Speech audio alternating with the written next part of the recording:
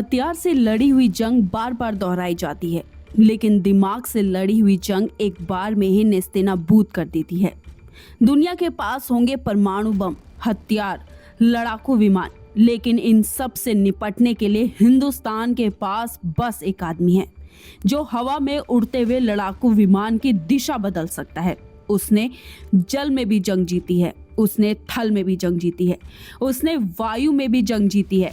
ऐसे ही नहीं, उसे जासूसी दुनिया का रहस्य कहा जाता है। वो खुद में एक रहस्य है। वो चीन पाकिस्तान के लिए डर है, वो दुनिया के लिए भारत का जेम्स बॉन्ड है।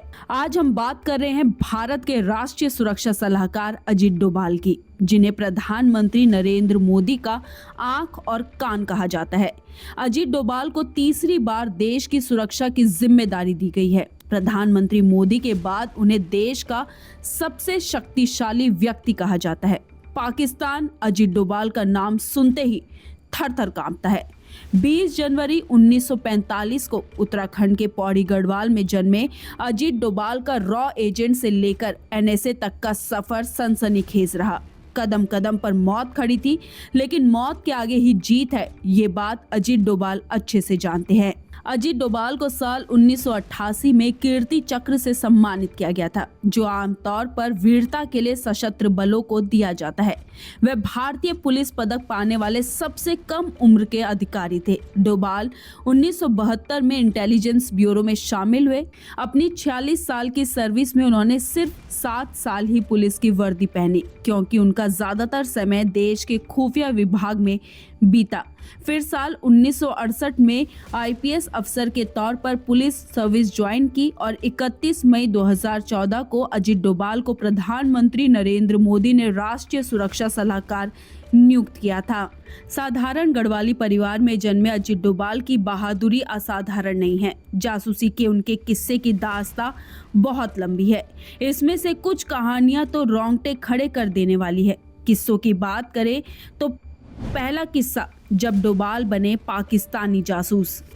Ajit Doval operation blue star को अंजाम तक पहुंचाने के लिए खालिस्तानी आतंकियों के बीच पाकिस्तानी जासूस बनकर रहे। स्वर्ण मंदिर में रह रहे खालिस्तानियों से उन्होंने अहम जानकारियां जुटाई। इसके लिए वो कई महीनों तक वहां रिक्शा वाला बनकर रहे। स्वर्ण मंदिर में भारतीय सेना की कार्रवाई को दुनिया ब्लू स्टार नाम से जानती है, और इस ऑपरेशन के जरिए सेना ने आतंकियों से स्वर्ण मंदिर को आजाद कराया था। दूसरा किस्सा, 7 साल पाकिस्तान में मुसलमान बनकर रहे डोभाल। अजीत डोभाल हुलिया बदलने के माहिर हैं, इसलिए वो 7 साल तक पाकिस्तान में मुसलमान बनकर रहे और इस बात की भनक किसी को नहीं लग पाई। पाकिस्तान में रहकर उन्होंने पाकिस्तान की जासूसी की। वह एक अंडरकवर एजेंट के रूप में पाकिस्तान में रहे।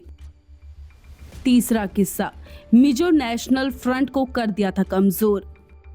ये बात 80 के दशक की है, जब अजीत डोभाल उत्तर पूर्व में सक्रिय थे। उस समय लाल डेंगा की अगुवाई में मिजो नेशनल फ्रंट ने हिंसा और अशांति फैला रखी थी। जब डोभाल ने लाल डेंगा के साथ 6 कमांडरों का भरोसा जीत लिया, वे उनके साथ ही अपना काफी समय बिताते थे।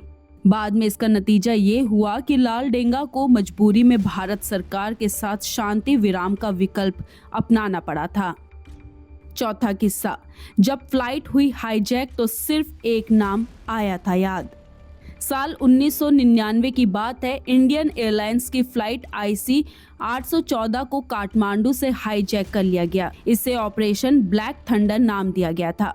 तब आतंकियों से निगोशिएशन करना था। उस वक्त सरकार को सिर्फ एक ही नाम याद आया और वो था अजीत डोभाल। उन्हें भारत की ओर से मुख्य वार्ताकार बनाया गया। बाद में इस फ्लाइट को आतंकी कंधार ले गए थे। यात्रियों को इस दौरान बंधक बनाकर रखा गया था।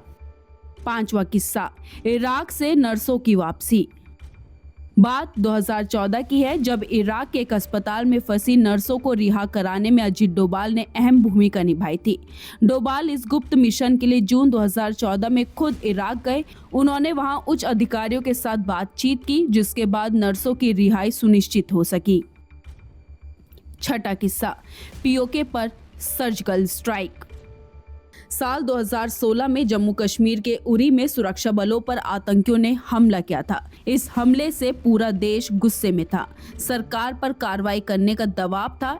ऐसे में सितंबर 2016 की सर्जिकल स्ट्राइक और फरवरी 2019 में पाकिस्तान में सीमा पार बालाकोट हवाई हमले के पीछे डोभाल का मास्टरमाइंड था।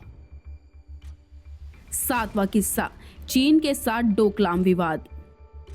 16 जून 2017 को डोकलाम में गतिरोध की शुरुआत हुई थी। उस समय करीब 300 चीनी सैनिक बुलडोजर्स के साथ भारत चीन सीमा के पास निर्माण कर रहे थे। भारतीय सैनिकों ने डोकलाम में उन्हें सड़क बनाने से रोक दिया था।